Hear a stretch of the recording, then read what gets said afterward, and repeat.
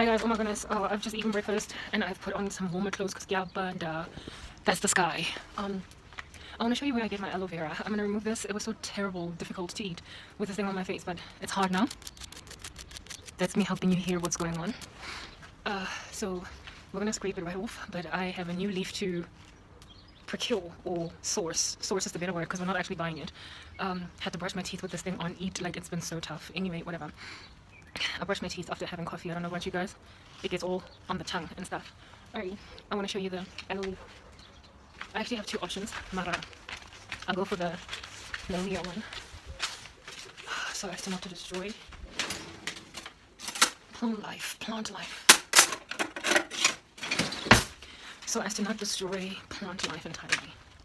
One leaf lost me about 3 or 4 days. So let's go get a leaf. I'm dangerous. Look at me, holding a knife. Hi, Grandcat. Why are you subjecting yourself to the futility of this coldness? Whatever. Your choice, kitty cat. Your choice. Your absolute choice. It's your choice, isn't it? It is. Anyway, so here is the aloe bush that I was telling you about. It's actually quite a few of them. Or trees or plants that have this kind of aloe vibe situation. This is my car. You can only guess why it's looking like that. Hasn't moved in months. There's its tire. Anyway, whatever. Let's go and show you the aloe leaf, the aloe plant, or aloe wannabe. Oh, Grandcat, you can follow me everywhere now. Begins in Mujela. This is the one with the bigger leaves, and these ones on the inside are new. It grows relatively fast, like from what I'm witnessing. It grows really quickly, like dangerously quickly, for lack of a better word. So if at all I'm picking from this large one, I tend to go for the ones that are dying or dead at the bottom there. See that? Over there? I would then chop from that situation. So basically this would be the one that I get. But I tend to not prefer to go for this plant because it's the only one of this kind. It's a bit of a gem. I love it. I feel like there's preserved nature. Except there are so many of them growing. Like I've just actually discovered it now. It's new. This one, it's brand spanking new. It wasn't here just a couple of months ago. This one has been here for a minute. So either they have planted the seed, or I didn't see it, or it's new. Let's see, these two, they're going to start fighting. Excuse me, cats, I'm not in the mood, like even in the slightest. Like there's a black cat that's always at war with my cat, and when they get at it, they're so loud that I just want to die.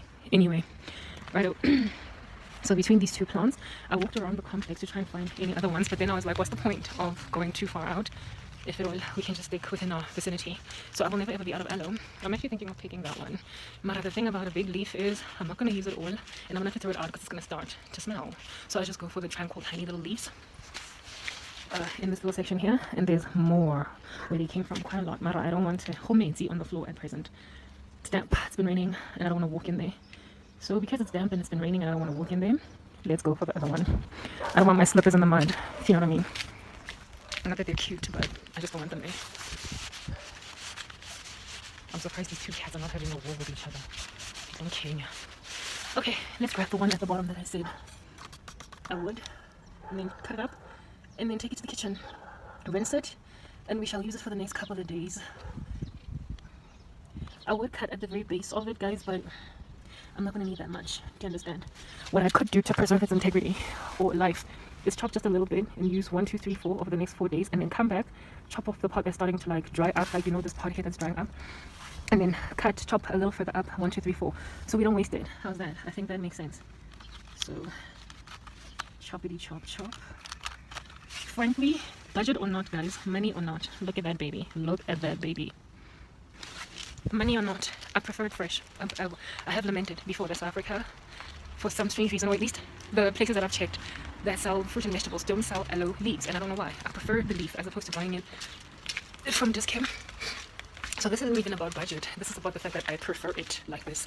Otherwise, everything else in my life is about budget, or lack thereof. Mara, this here is a special case. I feel blessed that we have it growing naturally in the garden. So we're just going to rinse this leaf so it's not looking so dingy and dirty. And I would put it in the fridge. Yeah, let's just leave it in the fridge. It's just that sometimes when my things are in the fridge, I get given grief. Anyway, whatever.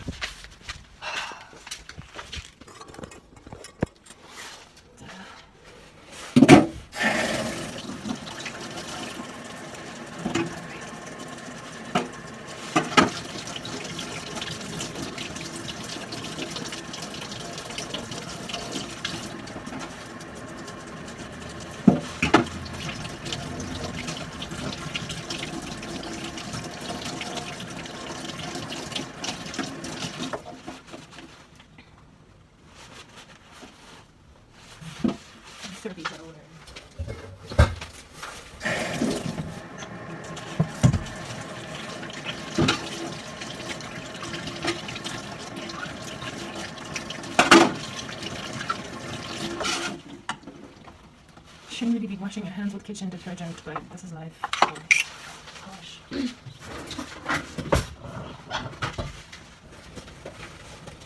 I want to show you guys a trick.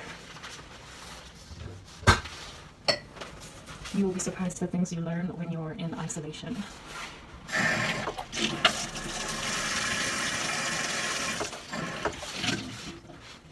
Here's an aloe leaf and some water. A very small amount of water. This is all I keep. What am I looking for? A knife. A small one will do. Okay.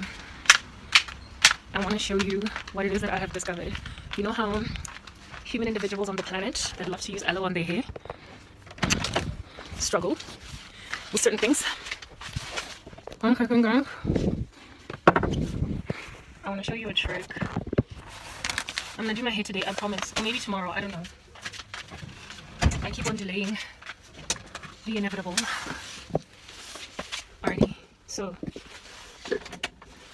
I'm gonna take this off now, but I want to show you something. You know how this is my own, I believe I'm the only person that has discovered this, because nobody else on YouTube has done it. Anyway, whether or not I'm pioneering or groundbreaking is irrelevant. What's important is that maybe you don't know the truth. So I'm going to tell you the truth. Aloe is excellent for hair. There was a time when I would chop this little monstrosity and then cut it in half, like so. Okay. You see these little prickly bodies on the side? I would chop them all the way down if I was going to use this entire leaf, but I'm only using a portion of it, so we'll just chop down half the way because I want to preserve the integrity of the whole plant in its shape before I use it. So this is what's good, right? This is how people would apply aloe on their hair, and I've seen a lot of people doing it on YouTube, and I'm like, yay, we're proud of you. But I found another way. So they would grab something like that, and as you can see, there's like a whole bunch of like juicy beautifulness there. Juicy beauty, juicy beauty. What was sticky gooey beauty? Right. And then they would chop this existing monstrosity in half. Half, like that. I'm only using a tiny amount because I want to show you a better way about it. And then they've got two juicy beauties over there. Okay? And then they would put this on their hair. They would literally like do a pre-poo or whatever on their hair like that to get the nutrients in. But the thing about doing it that way is that you get some of the cells, like the actual fiber, the cellulose, the like solid stuff that stays behind. It gets in your hair and it is a nightmare to remove, especially if you are doing a pre-poo in hair that is plait, like if you've got cornrows in and you want to keep your cornrows in there because you're wearing wigs or whatever. They will sit in your hair until next time that you bring your hairstyle down, and even then you're gonna have to pick them individually out of your hair over a season of time. And you know how a hair's so coiled and tendril, you can't just like ransack it with a comb or whatever, because then it's gonna break. So you will find yourself literally picking stuff out very carefully out of your hair over like a 2 or 3 week period. Nightmarish, okay? So when it comes to putting anything in, especially our hair texture, you have to make sure it's like super ground, super fine, so that when the shower water runs through it, it takes out all the product type thing. And aloe is one of those things that will give you quite a difficult time. Do you understand? When it comes to doing stuff like that. So there was a time when I did it too, and I had cornrows in my hair. My goodness, I only got it out to bring it down my hairstyle, because you guys know that I do my treatments and my everything with my hair on. So you know how it is that I apply aloe on my face, and I leave it in because, you know, yeah, it does a thing. I also was tempted to put aloe as a moisture, like as a hairspray in Inalezam, but I'm not really sure if it's wise to do that because it's not preserved currently.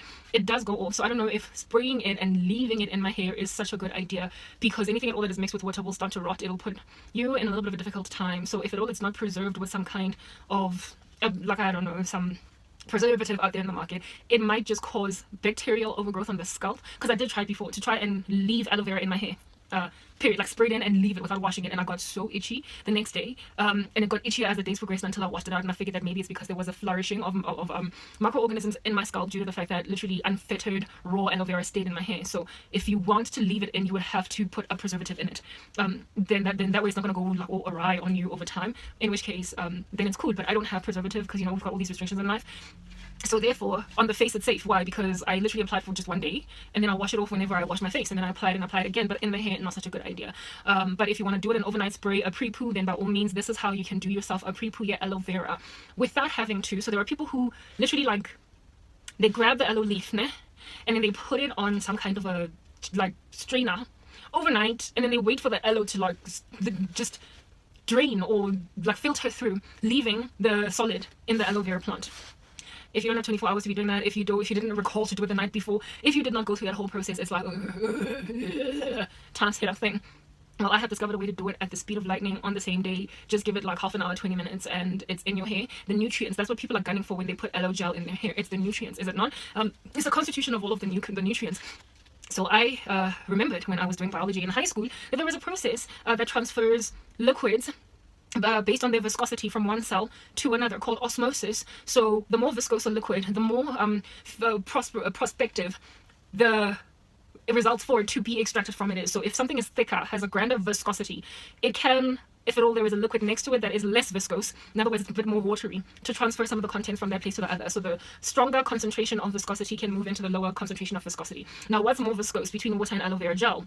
Obviously, aloe vera is more viscose, while water has got less viscosity. In other words, thickness, girth type thing. So osmosis has it such that if at all science is totally true, which it is, if at all you put two things in the same environment where one is more viscose than the other, by osmosis, the one that is more viscose is going to be extract, or rather the one that's less viscose is going to extract in order to balance out, create some kind of a homeostatic environment in that particular liquid set, in order to get the same amount of viscosity in both products, or in both compounds, whatever it is that you're dealing with. There will be an extraction until the viscosity is even across the board. So if you've got a glass of water that has got a whole bunch of salt in it, and you put an ice cube in it, not even an ice cube, but let me think about something that's absorbent, like,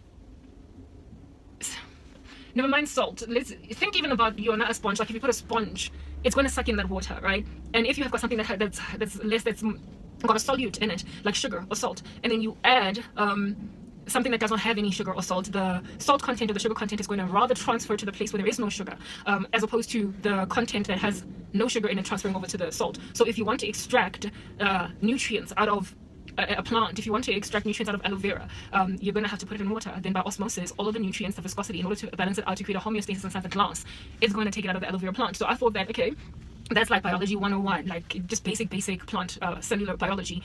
Will it not work then with aloe vera, where it is that I will get the same juices, the nutrients, the beauty, the glory, if at all I dunk aloe vera leaves like this inside water? And if I can chop them up into smaller pieces, right? If I can chop it up into those tiny little pieces, it means that the water will then transfer from out of the one individual cell, the one individual like chopped aloe vera leaf, it'll transfer faster. So not only do you chop it up, but you chop it up into many little pieces, and these many little pieces, the primary purpose of you chopping them up into so many little pieces is to fast track the process, because we're trying to do things at like record speed here. So I tried it to see if it's going to work. And how you know that something is working in terms of transference of viscosity is if, for instance, the viscosity of aloe vera gel makes it like kind of jelly. You have that thing. Water is runny. You know what water looks like. Over time, perhaps give it 5-10 minutes, you will start to notice that when you do this with aloe vera gel, how it is that you get that like spider web type establishment thing, the water starts to get that way, and that's how you know that the aloe vera has transferred and it has no cells. The cells stay in the leaf itself. And so what you can do is grab a regular strainer or a teaspoon,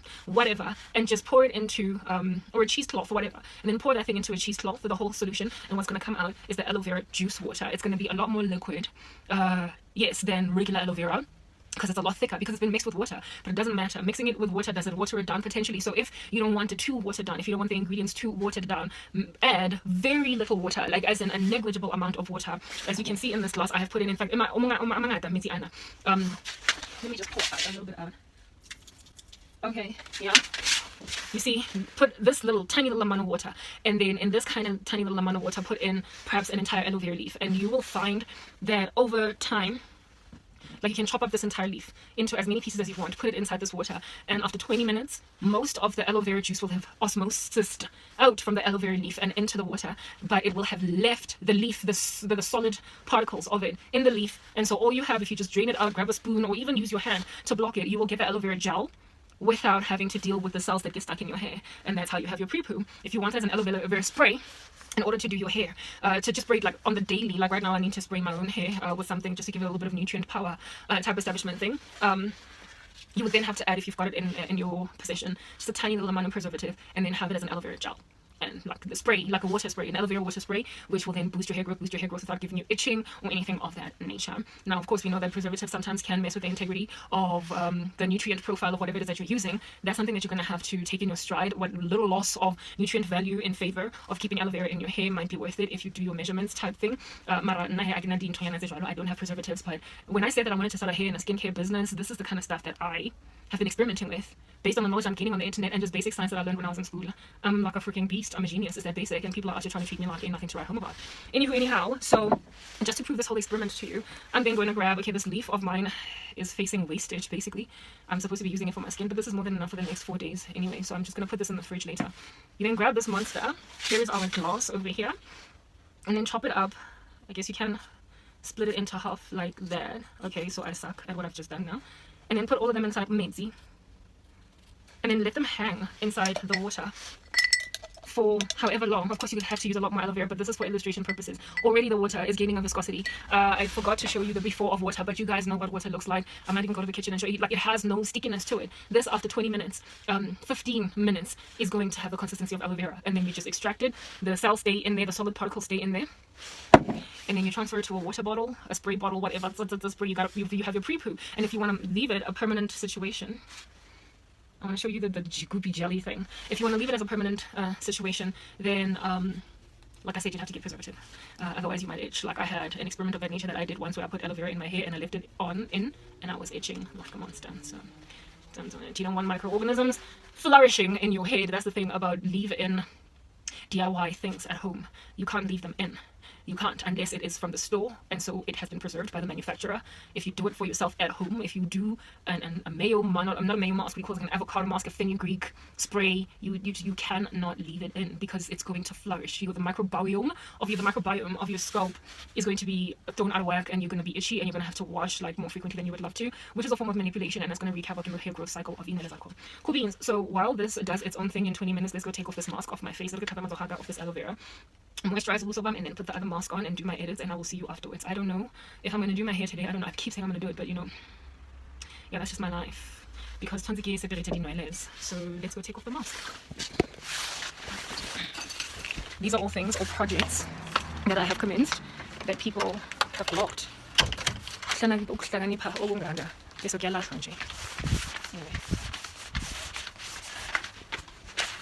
it's getting dark.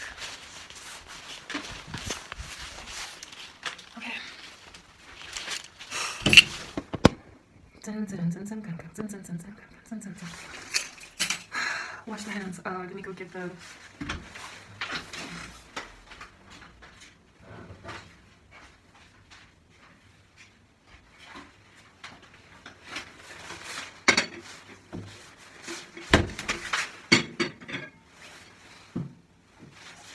egg yolk and paper towel.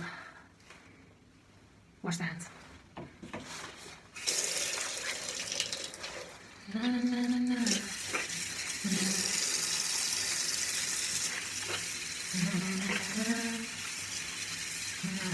I need to spray my hair. This thing looks like it's still wet, but it's not. It's so dry, I promise you. It's so dry, it's not even funny.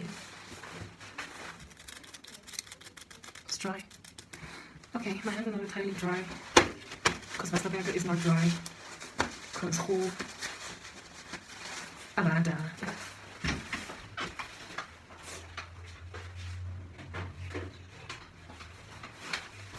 It's cold, so nothing is evaporating water fast enough. Okay, let's remove this monster. Now you can see that it's dry. This mask, look guys, it has done me justice. Do you understand? Lots and lots and lots of justice. It's my saving grace. Oh, I see a black hair. I like to investigate this. You know what it's like? You know how after blowing your nose, you all have these like random filthy tendencies to look at your own mucus? This is what this is. I'm seeing so many blackheads. Whiteheads I wouldn't be able to see because the whole thing is white. Anyway, it's a blackhead buster. And a bit of whitehead buster too. But I cannot see the whiteheads. Ganyanisa. Let's throw it away.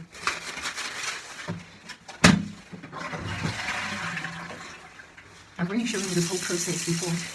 I mean, you can already see how my skin is kind of sort of glowing. Kind of sort of, like already. I could go on a date like this.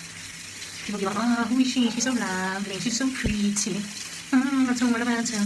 Okay, a little bit dry. I'm always thinking, since I'm not kidding. Let me just rinse this.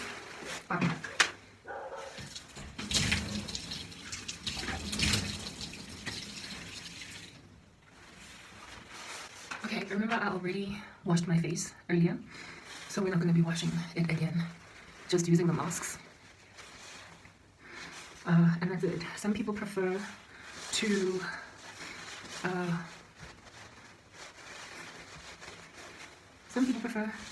wash their faces after the mask. I do it before because it's just what's been working for me. Maybe in order to like open up my pores or whatever to receive product. It's just a theory, I don't know.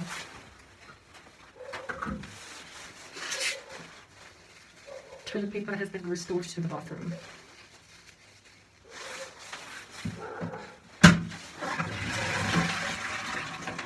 Wash the hands again.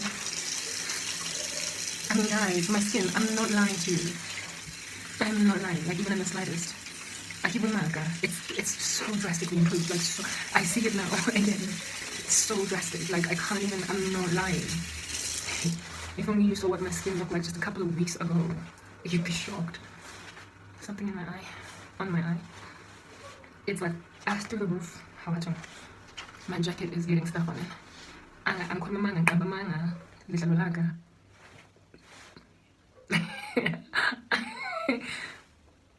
I'm not lying. Like I'm not lying. I'm not lying. Anyway, whatever. If only you knew, like I said. Okay, so egg white, once it's been chilling, egg yolk, once it's been chilling for a minute, is going to have this funny little film around it. Like, just remove it. Either using a spoon or your fingers like I just did. And go for the stuff underneath. And this is going to be on my face for several, maybe 2 hours while I do my admin. And then I'll wash it off in the shower. I said to get time. This weather, in Boa, just like it. I just want the sun to come out so I can be better, you know. But maybe God is judging South Africa. Not maybe, God is judging South Africa. And among the judgments is horrendous weather. You better be happy, at least unlike Australia, who keeps on getting flash floods, that you're just getting a murky day. Maybe it's because you still are happy to listen to the gospel. This is the first time in my entire DIY experience set, when it comes to Ntozamachai, that I've actually seen some pretty excellent results, and this is because I've been moderate with it, and I haven't overkilled. I haven't overkilled in the sense that I've only done it once a week, and kept it that way, and just been patient with the result. And it's like, there are some people who also swear by by this mask, not so much the yolk, but the whole egg, like le egg fela, as a mask, more mirroring. Others add essential oils to it, leave it in as a mask.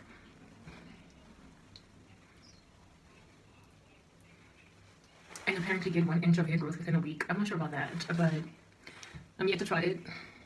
I can't vouch for it, but I can tell I can't vouch for it for the hair, but I can vouch for it for the face, definitely. And when it comes to these masks, you know how a lot of times it is advised or recommended that you don't put the mask on your eyes, underneath your eyes, like the skin underneath your eyes, because of how sensitive they are, and the mask is dealing with acne, it's harsh or whatever. Well, the egg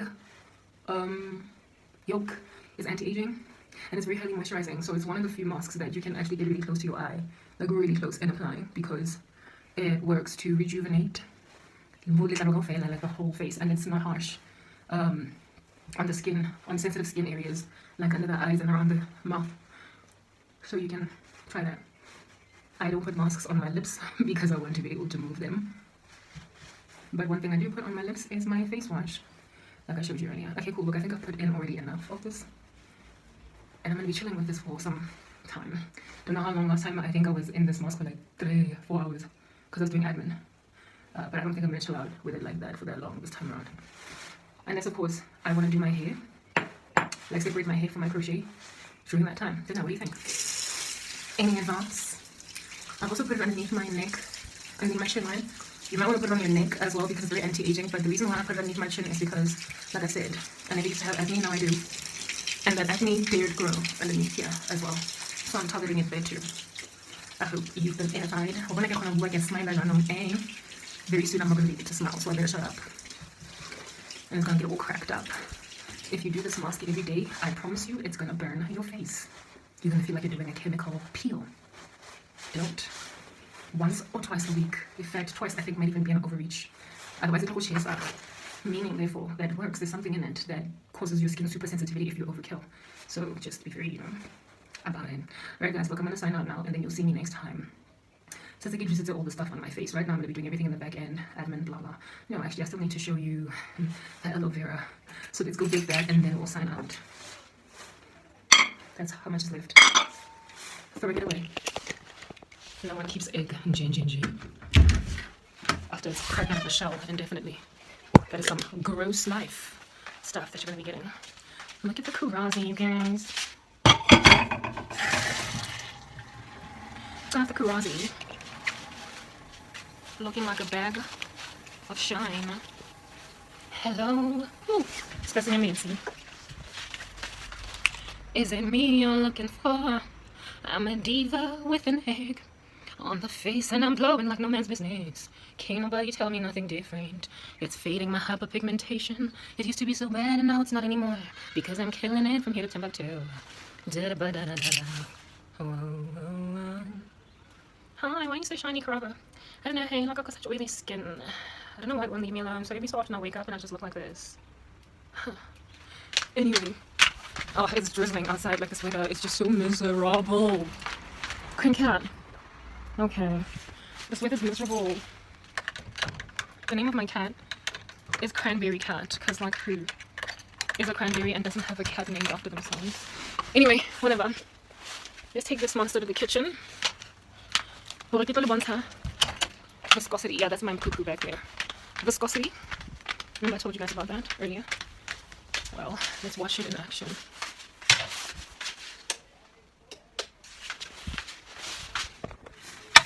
Grab a teaspoon.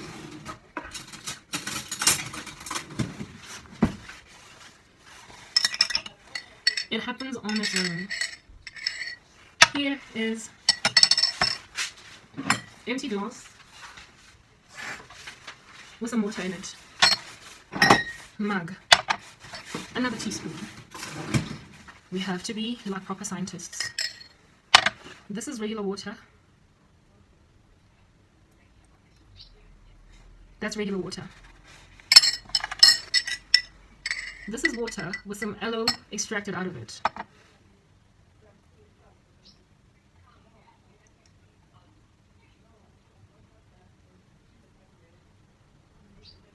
Can you see the difference?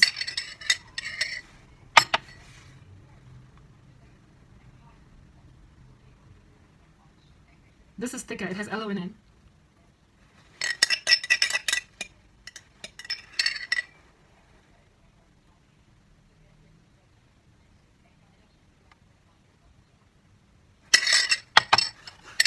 Versus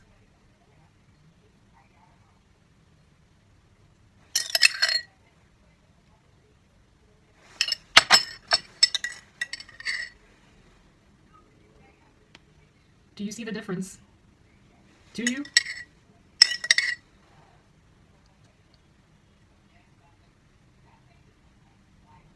See that? Versus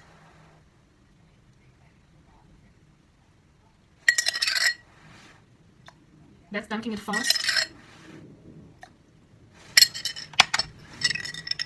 The more aloe you add in here, the more it gets viscose. Check. Did you see the difference? 1, 2, 3.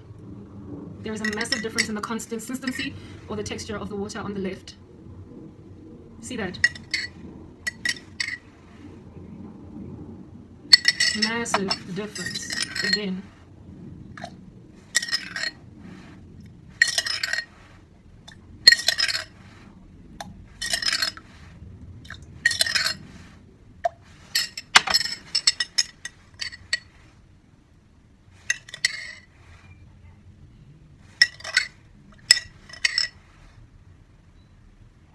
Do you see the difference, guys?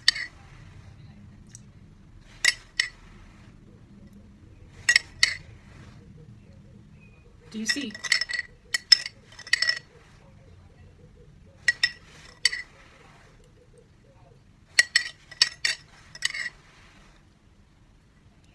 See that? I don't know if you can see what I mean.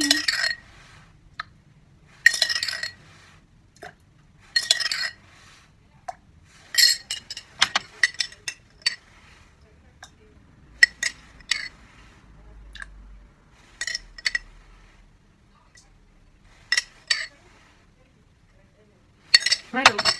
It gets a lot thicker, but you can see there's a difference between the two. I don't even need to use this cup. It gets thicker.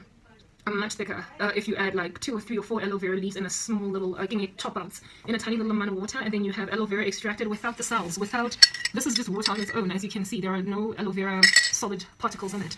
So it's a quick way to extract, and it's only been a few minutes. Yeah, that stuff happens a lot whenever I'm talking.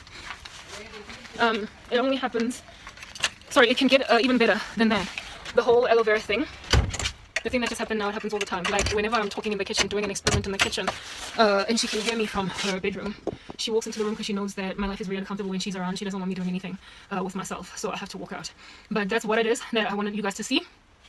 The mask is starting to get dry, and I just want to like let it dry off camera and what have you. But you've seen the experiment with the aloe, and that whole situation, that's what you can use for your pre-poo or your aloe spray that you're going to put a preservative in. It's pretty much aloe vera, just, you know, without the solid stuff in it. And you don't have to keep on draining it. But for those of you who prefer to use the gel, then by all means. And again, if you want it to be very, very jelly, you just have to put a lot more in. And besides, aloe vera after some time also gets runny, like water anyway, if you leave it in the fridge. So I don't think it's worth your while to be pedantic about how jelly it is. Bottom line is the nutrients are all in there. Okay, alrighty, cool, it's raining and I'm feeling very, very uncomfortable because of this woman's ridiculousness. So let's just get out of here, and I'll see you next time. I don't know. I said I was going to do my hair today, but I'm not in the mood. Like, yeah, I won't bother this woman, yes, but I'm going to do my admin, okay? This is the reason why I have to get out of this country. Like, she's literally silencing me. She's making sure that I can't do anything with my life. I am just being held hostage by somebody that has no interest, that you should get the gospel of the Lord Jesus Christ from someone that you can relate to. She's basically an enemy of the cross and an enemy of you, too. Because if you don't get the gospel, you don't get to go to heaven. And if you don't respond appropriately to it and know what it means to be saved, you don't get to heaven. And if there aren't very many people in your country that are preaching the right truth, that are preaching the gospel as the gospel ought to be preached, if your nation is full of nothing but Creflo Dollar and Joel Osteen type preachers, if there's nothing but health, wealth, and prosperity being preached, if there is nothing but this false doctrine, these doctrines of demons and these destructive heresies, and there's like 1 or 2 or 3 people that are actually sticking to the truth of God, who have not gathered for themselves a great number of teachers to teach them what the itching ears want to hear, and you then bury them underground and you make sure that they can't preach, essentially your country on that day is cursed. It's cursed. The Lord said, if anybody at all curses Israel, they curse themselves. Now, I'm not into replacement theology. I don't believe that we as the church have replaced Israel, but I do believe that God's heart for those who are his chosen people is similar to the way that his heart is for Israel. So basically, we can go and translate that to mean that if you curse a child of the living God, a person who has embraced the gospel of salvation, you curse yourself as a person. You curse yourself as a nation. So the more you keep on hiding your Jeremiahs and your Isaiahs, the more you keep on hiding your Peters and your Pauls, the more you as a nation get judged. You will find yourself suffering like aimlessly in the field of your economic state, the legal structure of your nation, the fact that your presidents will be the tantamount, frankly, of totalitarians or anarchs, like these individuals, these what do they call that? Like your state, your countries will, as opposed to being democracies, will be kleptocracies. In other words, countries where the government's sole prerogative is to steal from the people. You're going to find yourselves living in nations that are like failed states, basically insufferable, intolerable, with you having difficulty living your lives as you ought. Like South Africa is not a Christian persecution country, or at least it ought not be. And look at how a Christian is living. She is being driven out from environments where it is that she is giving the gospel. The thing that just happened in the kitchen now is mild in comparison to some of the ways in which I suffer. Like goodness, I'm trying to be very. What is the word that I'm looking for? I want to be careful in a lot of what it is that I say, because I'm still in an environment where I'm very, I'm harassed, I'm persecuted, and people are surveilling me, they're policing the crap out of my life. So while I'm still here, I can't say as broadly and as widely what it is that I desire to speak. So I can't really speak on topics that I actually really truly want to cover at the girth and depth of all of that information can possibly be delivered. I can only say surface level, shallow stuff. I mean, if you think I've been deep, understand that I get much deeper than this. I get really into stuff on other days, and I've been waiting to escape this prison in order for me to speak it, to share it. And I can't. And if the surface level information is hitting your heart in a particular way, then understand that what it is that is deeper that I have to say will hit you even further. I am rich with the Holy Spirit, and so therefore I've got power to convict people of sin. And those of you who are listening to me right now who feel stressed out by whatever it is that is going on in my life, understand that I've had a worse life than this. This is nothing. Like what it is that I'm experiencing now, being driven out of an environment because I'm busy preaching, I'm talking into my phone. This situation, it's like there is something inside this woman that makes her, every time I'm doing the work of the Lord, to just come in and stand there because she knows she's an intimidating force. She's a very, very strenuous body. She has told me in the past to stop preaching, to stop with the work that I'm doing. She's indwelt by an enemy of the cross, by Satan. She's or an entity of that sort, like some kind of a demon, or a myriad of them. And so theirs is to antagonize the work of the gospel. So the only place where I can safely do what it is that I need to do is back here, when I can speak my heart's content about what it is that I want to say. And the stuff that I say, much of it, like I said, I can't even share. So what you have just witnessed right now is a pin drop in the ocean in comparison to some of the level of harassment that I have endured. I have been called for my experiments with my skincare, experiments with my hair care, experiments with everything using garden plants and whatnot. I've been called a spiritist, I've been called isangoma, I've been called all different kinds of things because I use herbs from the garden or from the store in order to grow my hair and in order to grow to clear my skin, when that is rather what it is that God gave us in order to survive. The Lord said, go be fruitful and multiply and work by the sweat of your brow, for I have given you the earth to work it, to till the ground. Learn about these things on the earth that I've given you, to see what it is of them have got antibacterial properties, antifungal properties, in order to cure yourselves of diseases. The Lord has given the human race the minds, brains, in order to figure things out in humanity. On the earth, it's the glory of God to conceal a matter, but the glory of mankind is to search it out. That is what the Bible has to say. Okay, this thing is starting to burn on my face. Maybe it's because the other mask I kept it on for so long, so I don't think I'm going to keep it on the entire season. I'm probably going to go in the shower right now and wash it off, right? After it gets completely dry. This side is not entirely dry yet. Okay, fine. So since it is the glory of the human race to search things out, God wanted us to therefore find out that aloe vera is antioxidant, it's anti-aging, it's anti-inflammatory, it's got all of these beautiful things, and it can grow your hair. The Lord wanted us to find these things out. He gave us the earth to study it, and so what I'm doing is pretty much fulfilling my calling, of the calling of the human race to go and work by the sweat of their brow, figure stuff out. And I was called a spiritist, a sangoma, because you find people in the human race who grab God's nature, God's creation, everything that the Lord has given us to work and live a fruitful life, and have used it for satanic means. They have gone on to worship the devil with God's creation. And so Amasangoma, yes, they do grab herbs from the garden, from the street and whatnot, and they use them to call on Amadlozi and what have you. That's them grabbing God's precious creation and using it against God. They're sinning. So when a Christian goes and grabs an aloe plant and puts it in her hair and gives glory to God, she is doing what she was supposed to do all along, and everybody else is a perversion of that original ideal. So for me to be called some umuntu nje that needs to go twasa, I'm like, whoa. It is written in God's word that no servant is greater than his master. If they called him Beelzebub, then how much more are they going to persecute you? So they called Christ one who was casting out Satan by Satan. They called Christ one who was casting out demons by demons, and I keep getting called that. I have footage where I have recorded this woman literally yelling at me, saying of me, like I've got, those are my experiences. And I can't share content like that because that's the kind of stuff that might get me kicked out of home. So I can only say whatever it is that I can say to at least reach you for Christ, even though you don't know the full story. The reason why I want to move out of home, never mind out of home, but out of South Africa, is so I can cover the full spectrum of what South Africa has done to me, because I have recorded it on camera. How it is that a country that calls itself a Christian-loving country, a God-loving country, how it is that a nation that calls itself a Christ-serving nation can do this to a true disciple of the Lord Jesus Christ is beyond me.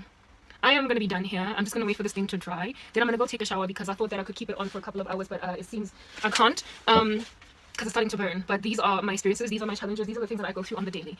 And I just have to deal. I have to deal with living in an environment that I feel is just too dirty for my liking. Nothing of my life is okay. And people are just sitting around watching it happen. That's why I've got to leave South Africa. Anyway, I'm signing out. I don't know when I'll see you again. Kranke, peace. Hi, I am especially resentful of my living conditions when the weather's like what it is outside. It's all wet, rainy, and I have to like walk outside to use the bathroom. I basically like whatever. Okay, I don't understand why this is my life, but it is. Moving on past that, I kept like, look at my skin, you guys. Like I kept my mask on for another hour. I did edits. I did what it is that I wanted to do. And because I was quiet the whole time and not moving, the mask did not burn my face. It didn't like create an uncomfortable sensation on my face, so I'm good. I wanted to show you the situation. But I don't know, I'm trying very hard to give the best lighting conditions I possibly can, but you know, it is what it is. I'm very restricted, so let's just deal. You have already seen my skincare routine, but I wanted you guys to see what in the world this egg mask is doing for my life. It's thoroughly ridiculous. And every morning when I wake up and I look in the mirror, I feel like I'm 26 again. When I was dating my ex-boyfriend, I never used to worry about the dude waking up and being like, in the morning because like I've got a new pimple, because I never broke out.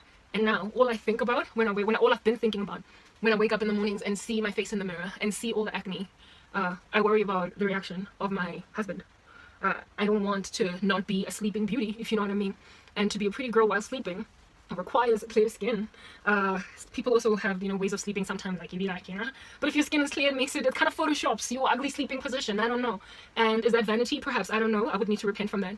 But the fact that I cannot be pretty, or I feel as if though I can't be pretty after waking up in the mornings, like not after waking up, sorry, but I like just wake up and look at myself in the mirror and feel like I'm still fly, you know, like I wake up like this, proper like singing that song in the morning. I wake up like this.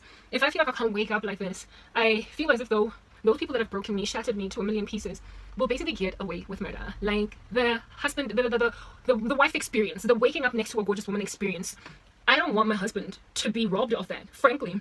Like, I had glory days, I had beauty days, I had days when I was killing it, murdering it, and butchering it, where I could wake up in the morning and a dude is looking at me on some my chick is fly.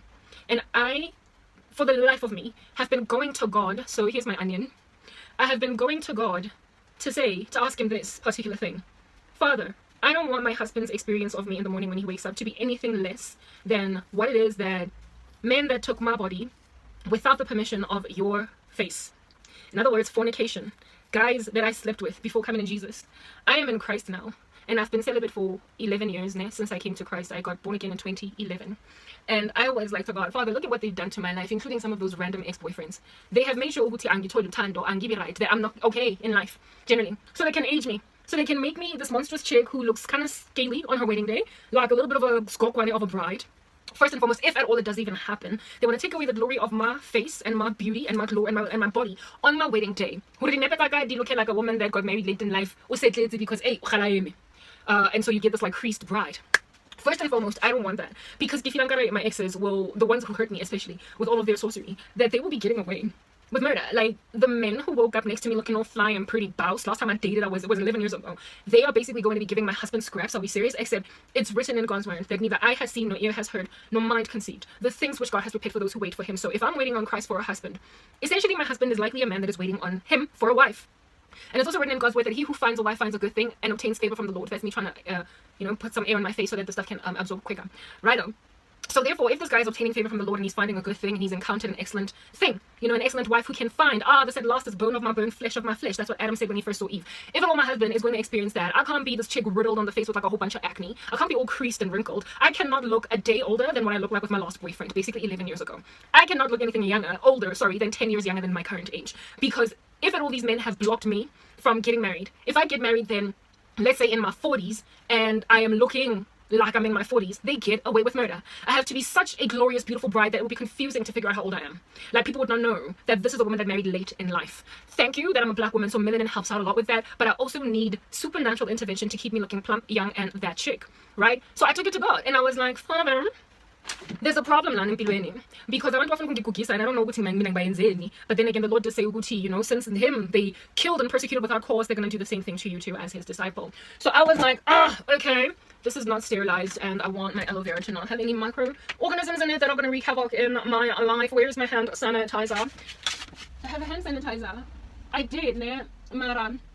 I think it's like far away, but I did have alcohol. Do have alcohol to sanitize things. This aloe vera leaf is very, very thick. It's dope in comparison to the other one that I just chop up with my nails using clean hands. There's alcohol. There was alcohol in here. What, is it all gone?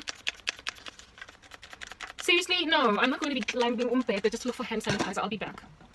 Okay, I'm back. Found the hand sanitizer back there. Here it is from Discam. Good stuff. Whatever. Yeah, so I then took it to God and I was like, okay, no, I didn't say that. This is me just trying to get the hand sanitizer to the top. I was like, Father, look at what these random hillbillies did to my life. They're getting away with murder, but they don't want me going on to get my man. Like, they were in my life and now they're not, and I'm not in theirs. Bring back lost lover, already destroy old lover spells. Like, I didn't do anything of that. I've been faithful to you. I have honored you with my life. I've given you my heart, and I have waited on you. For you said that if we wait on you, neither eye has seen nor ear heard the things which you prepare for those who wait for you, right, God? So I waited. So it would be a travesty, frankly, on the part of provision from heaven above, if I ended up getting all like, creased and stuff as a wife, and the husband of my husband to have a lesser experience. Crank, what do you want to do in this world exactly? Because until anyway,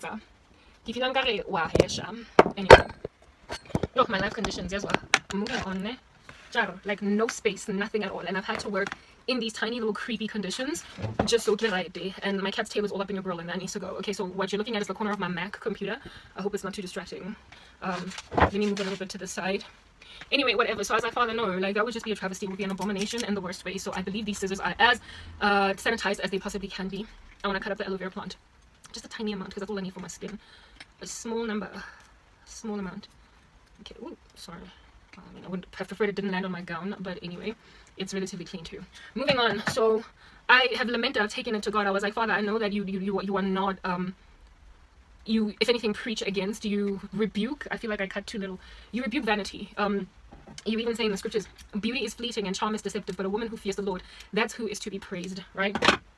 So I'm not out here in vain asking, because of vanity, asking you to preserve my glory. I am asking you to honor your word when you said that neither I have seen nor ear has heard the things which you have prepared for those who wait for you. Due to the fact that people have deliberately tried to age like me ridiculously. Look at this monstrosity. You can't see properly. People see who might have the gel. Like, look. Anyway, whatever. You, Father, have been the one to promise that like everything of ours is going to be just a fireworks display when it comes to provision. Like, it's going to be exceeding and abundant above every... Guys, I kid you not, even ex-boyfriends of mine that died, they passed away. Their witchcraft is still in operation. Like, they did this to me before they died. I've got how many exes do I have that died? 2, but one of them that died had wreaked havoc in my life with sorcery before then, and I am still getting nightmares about what he did, like, to this day. Like, they don't gotta be alive for their sorcery to be in operation, because witchcraft works through devils, through demons, through entities, through spiritual wickedness in high places, demons, basically. And demons don't die, they float around, like, they're still walking this earth merrily. Well, hardly, they're not really merry, they're going to hell eventually. Mara didi here type thing. So whatever it is that a person does to you, even before they die, their stuff still continues to operate, which is why eternal condemnation is entirely just, because the things you do to people while you're on earth have eternal consequences. Here it is that I've got a dead ex-boyfriend, and his witchcraft is all up in operation in my life today. Anyway, whatever, cool. So he is not a man that I can rescue from whatever darkness he has immersed himself in. Hey, cat, you have your bed, I have mine, so please chill in your bed. It's like I don't want you all up in my grill, in my space. Anyhow, so that is what it is that's going on. So essentially my dead ex would also be getting me from the grave, even though he probably regrets it very much right now where he's at. What he wanted, like what he expected out of my life, like he's totally getting it. So that's the aloe vera. Can you see the humectant power is already doing its thing? The moisturizing, the anti-what? Okay, so there was a time when I would stop at this step, but then now I'm going to apply coconut oil on my face. Okay, and my coconut oil is almost finished. I don't know what I'm going to do, hi Fela, but I believe I've got about a month's worth, because a little goes a long way. After a month, anyway, whatever. So I went and I took it to the Lord, and I was like, ah, Lord, I'm getting older, and my skin is going to start to crease, collagen production is going to start to dwindle. I'm going to be a gangster, and people are going to, like, I'm going to be looking all gangster, and people are going to be like, hey, and so I took it to God. The Lord says that he will provide for you every one of your riches in accordance to, he will provide for your needs in accordance to his riches in glory. And we must ask for anything in his name, and he will provide it for us. And by we, he means Christians, like real believers, not the lukewarm, not some seeker-sensitive random that's not really in Christ, that got one foot in the world, one foot in Christ. I'm speaking real salvation. The Lord will in due season, if you wait for him, give you buxom, you understand, provision. So I took it to God, and I was like, this is a promise. He said that if we are engrafted in you as the vines, and you are the vine dresser, and sorry, the branches, you're the vine, we are the branches, and the vine dresser prunes us. If we abide in you and your word abides in us, we can ask for anything in your name, and you will provide it. Well, Father, I've been bearing fruit. You've been cutting me for years, like pruning me, and I don't know when you desire to bless me with a husband, if at all that is your will. But for now, while I am single, it would be an abomination and a travesty, frankly, if at all I lost the ability to wake up in the morning looking really beautiful next to my husband. I know I sinned against you, I fornicated, I woke up next to men that were not my husband once before, but I've since then walked away from my evil ways, and I now have given my life entirely to you, and I will not back down, for, you know, the kingdom of heaven is like a pearl. The merchant goes and sells everything that he has in order to acquire it, because it's that valuable. Okay, I used to apply castor oil on my eyelashes, but you know, that's not. Yeah, so, Father, my acne is something that's going to make me feel like my husband is getting a substandard experience of waking up next to me in the morning in comparison to what some of my exes got. They got this beautiful, young, pretty, young spring chicken thing in the morning. And now my husband is going to get like the scraps of that, like some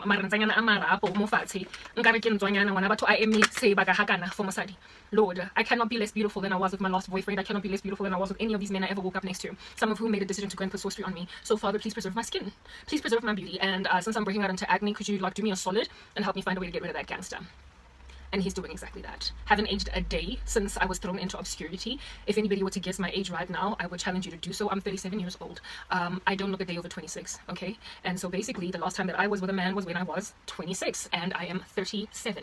And I haven't aged a day. And I'm not going to age until my husband marries a brand spanking new woman that is going to have clear, beautiful, prissy skin, that he's going to wake up next to and be like, ah, this at last is bone of my bone, flesh of my flesh. I will call her Eve because she is a woman. I will name her Eve because she is a woman. She is my rib. I am going to be the Rebecca to my Isaac. You must understand I'm going to be the Esther to my Xerxes. Esther was beautified for a year. This is not about vanity. The Proverbs 31 woman, it is written of her that she wore fine linen and purple. She's a beautiful woman. Esther was glorified for an entire year before she could marry her man Xerxes. So therefore, to seek beauty from Christ is not a sin, especially if people are trying to extract it out of you. If people are actually trying to age you like a whole 20 years, and not in my life, they're taking away a whole decade. The Lord will make sure that time stands still for you, like proper, the way that he did in that battle that Joshua endured, where the sun was literally made to stand still so he could win the battle. Yes, the Lord will do that for his daughters. If at all witchcraft has put them underground, make sure that they age an entire decade. Well, they will chronologically age an entire decade in the sense that they will go from age 1 to 2 to 3 to 4 to 5, but they will not age a single day. They will stay kind of infant looking, like ingathi umuntu akazanga wahamba out from a particular decade or a generation. In spiritual terms, the Lord is the author of time. Do you understand? And so if you decide to take time away from me, the Lord knows how to stop the biological clock inside me. He knows how to stop my aging process. He knows how to stop the slowing down production of collagen inside my body. He knows how to make, apparently when a woman gets to the age of 36, she gets a geriatric womb. What that is basically a womb that is going to create some complications if you try to have a baby because it's starting to get old. Yeah, well, the Lord knows how to stop those processes. We know how under heaven he did that for Sarah, where it is that at the age of 90 something she went and had her firstborn child, Isaac. So no, not Isaac, Jacob. Isaac, sorry. Yes, Isaac. It was Isaac, the one who married Rebecca. The Lord knows. No, was it Jacob? Jacob, I have loved Esau. I have hated Jacob. Abraham gave birth to Isaac. Isaac gave birth to Jacob and Esau. And then Jacob gave birth to the 12 sons of Israel. And then Esau went on right ahead to create a whole new nation. Okay, cool. So that's the chronology. Sorry, I get confused every so often. I have to go all the way back into the history. The Lord did that for his servants. He did that for Sarah. Sarah, mind you, also. Just like an interesting story, a little bit of a nice little neat, tight fact about Sarah. The story in the Bible where Sarah was given over to Pharaoh to be somewhat of a concubine or a side piece or something that the Pharaoh was keeping in her house. That whole travesty, abomination, happened when Sarah was in her 60s. So the backstory to that is that Sarah and her man, Abraham, went to Egypt looking for a place to pasture their animals, looking for a place to have water, food, drink, and chill, be relaxed, because, you know, they were all nomadic and stuff. And Abraham was scared because his wife was so fly. It was during the days when people were kind of barbaric, lacking civilized reaction to the world. So if a man saw a woman and was like, yo, she's beautiful, and then he finds out that she's got a boyfriend or a husband, he can go on right ahead and just like massacre the boyfriend and the woman becomes his. So those were the times, right? Women had few rights and protection as well under the men that they were with, insofar as men were seeking some kind of favor in that town. They sometimes even lied about their wives being their sisters. They lied about their wives being theirs. They said that, no, this is my sister, so basically she's like good to go. All systems go. Like she's out for grabs. You can call dibs on her no matter what you want. That was the situation in those days. So thank God we've come a long way. Thank, women's liberation. Amen. The Lord has done that for us. But prior to that, those were the times. That's the context of the time. So Sarah was so beautiful. She was so scorching, so stellar. So much. At 60, do you understand that her husband Abraham lied about her when they went to Egypt and said, I don't know, that's just my sister. And to a certain extent she was his sister, because back in those days people were still into like half-hearted incest or whatever, where it is that a brother would marry his half sister. So far as the half sister, like she was all good to go. It's still happening a lot in the Indian community, but anyway, a lot of us have kind of like tarried away from that kind of practice. So Sarah was to a certain extent Vele, Abraham's sister, but she was his wife more than she was his sister type establishment thing. Anyway, whatever, he lied about the wife component of things, and said that this is my sister. Unfortunately, women didn't have much of a voice. She couldn't be like, I don't want to do this, don't nobody force marry me, don't nobody make me their own. She just had to go with the flow for the sake of everybody, for the sake of the animals, for the sake of the whole conglomerate that they rocked up inside Egypt with. So for the sake of Wonke Muntu Lomfazi, basically was like trafficked, like proper, like sex trafficked, like she was trafficked just like that. She rocked up and predictably Abraham said, it's my sister. You would have imagined that it would stop there, where they were like, okay, fine, sister, welcome, whatever. But she was so beautiful. She was so beautiful that what it is that he said, she is my sister, and so trying to circumvent actually did happen. If at all he was the husband, he was going to get killed by Pharaoh and his men. Like, she was so fly that Pharaoh was like, who that is? Yo, who that is? And Pharaoh was like, I want her. Like, the king of the land was like, I want that woman. My mother is 63. There is no Pharaoh under heaven that is going to stop the world just to get her in her household. That is as a result of normal human aging. Okay, people lived all the way up until like 1,000 and something back in the day, but then God stopped it because he will not strive with man for too long. So man's age years were then reduced to 120 years, right? But there was a time when people were living for like almost 1,000 years. Like Methuselah was 1,900 and something years old. That's the oldest guy that ever existed in the Bible. How in the world does a person that is of course subjugated to the fall, death, get to the age of 900 without withering away? It is because the biological processes in our bodies that bring about aging, God is in control of all of that. So therefore, after Adam and Eve fell, they lived very many years, like as in centuries, not decades. They lived centuries. But then they got so evil. The wickedness of mankind across the world was so hard knock that God was like, I'm not going to strive with man for much longer than 120 years. So now our maximum cutoff age is 120 years. And we all know that thanks to bad food and all that jazz, it's now been significantly reduced to something like 60 or 70. So God is the one that is in charge of human biology to a point where he can stop dead in its tracks a biological clock from ticking. He's responsible for all of that. That is the Lord God Almighty, the creator of the universe. He's that impactful, that buxom, that powerful, that potent, that poignant, that ridiculous. Do you understand? And so during the days of Abraham, Abraham of which came after the flood. After the flood was when God would not strive with man for more than 120 years. So it was already kind of bad for us in terms of aging by the time Abraham came on the scene, because Abraham is a father-done descendant of Noah type establishment thing, or Seth type establishment thing. So by then, men and women were already aging kind of more or less what it is that we are currently dealing with. But with the increase of wickedness across the planet that we have seen over the ages from then, the lifespan of the human race has reduced significantly as the years progress, and it's getting lower and lower. Our morbidity levels have skyrocketed despite modern medicine having come up with ways to save us and make us live longer, precisely because we're so evil. Like literally, you can be on the biggest and baddest diet in the world, but because you're so wicked, mankind, you are not going to be given many more years. Eternal life is going to be given us, those who have incorruptible bodies that ultimately escape the futility of this body of death. But before then, our lifespan will continue to dwindle. It will continue to dwindle. We will continue to get ransacked by diseases, all different kinds of genetic anomalies. We will continue to get cancers and all that jazz because we're sinners. Like, this is as a result of the fall. But anyway, with that context all up in your grill, let me just cut this piece succinct, because, you know, these days I'm putting stuff on the internet. I can be very loquacious. I can talk for like ever and a day. Sarah then came after the declaration by God to reduce man's years to 120 years, and after the Methuselah age era, where people lived up to about 1,000 years of age, right? That came then. And even within that time span, still aging was significantly slower than what it presently is, because Sarah, at the age of the 60, right, was desired by a king enough for her husband to like deny that he's married to her. That is what in the heaven happened there. So you can only imagine what Sarah looked like. You can only imagine. I mean, Pharaoh's not blind. The human race has not changed in its like way of seeing a woman. Usually a woman is disregarded, discarded, and considered worthless or irrelevant when she starts to get all creased and old. That's when you really have to have your own money, because ain't nobody gonna be out in these streets, right? That's what happens to a woman. So basically we can reach a solid conclusion that Sarah looked no older than 30. She must have looked no older than 30 at the age of 60. She must have, because that is what predictably men are looking at right now. The thing that kind of makes you like turn your head when somebody walks into the room is a flawless youthfulness, just a spunk, a plump skin, like, you know, like barely any pores, like flawless skin, both very typical according to this world's standards, is what makes men become fools where women are concerned. So Sarah could not have been older looking than a modern day tantamount of a 30-year-old woman, or a 35-year-old maximum. She could not have looked older than 30 years of age. Couldn't have.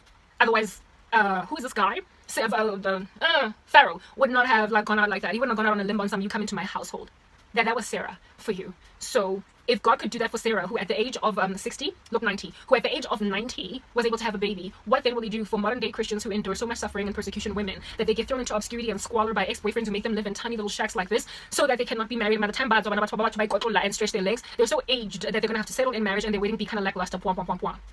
What more will the Lord do for us if he could keep Sarah looking 30 at the age of 60? Understand that the same is written in God's word, that the Lord is the same today, tomorrow, and forever. He's been the same yesterday, therefore he is the great I am. Before Abraham was I am. He is consistent in the way that he blesses his church, in the way that he blesses his people. So therefore the blessings on Sarah's longevity are applicable and absolutely attainable by me, insofar as I seek the Lord's face to give them to me. I went to God and I was like, Father, I am in Pharaoh's household at the present moment. I am a woman that has been made the concubine of a wicked king that has no clue. I am a woman of the promise. I'm supposed to give birth to the son of the promise. I'm supposed to give birth to a child of the promise. And yet I'm sitting in a foreign man's household, meaning that I cannot possibly bear for you a child of the promise, because the child of the promise has to come from the seed of Abraham. It cannot come from the seed of Pharaoh. So this man cannot be the one to impregnate me. And I don't quite understand what's going on right now. Things are looking a little bit upside down and oblong. And what did the Lord do? He troubled Pharaoh like no man's business with dreams, and he put a plague in his land. And these dreams tortured him so violently until one day he woke up after a dream and told Abraham, get out of my country and take as many cattle as you want and take as many maidservants as you want. Take whatever women in my own city that you have taken for your own servants as well. But tateni, and leave, and take your wife with you, because your God has troubled me so much because of this woman that you claimed is your sister, and now your God has shown me it's your wife.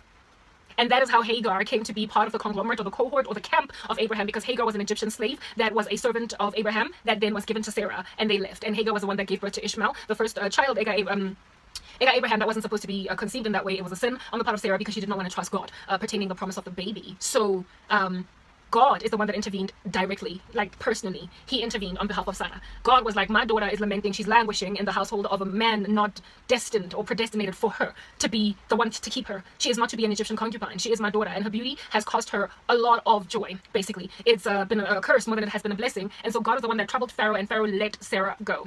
I'm in Sarah's conditions. I'm 37 years old. I look younger than my age. And I'm supposed to be giving birth to some children of promise. And I am presently sitting in a position where not only that, there are women that are actively trying to force me to end up married to some kind of a Pharaoh creature. And I'm like, my husband is presently perhaps maybe irresponsible right now to call me sister rather than wife. But the Lord is going to set this record straight, because at the end of the day, I lean not on mere mortals, but on Christ.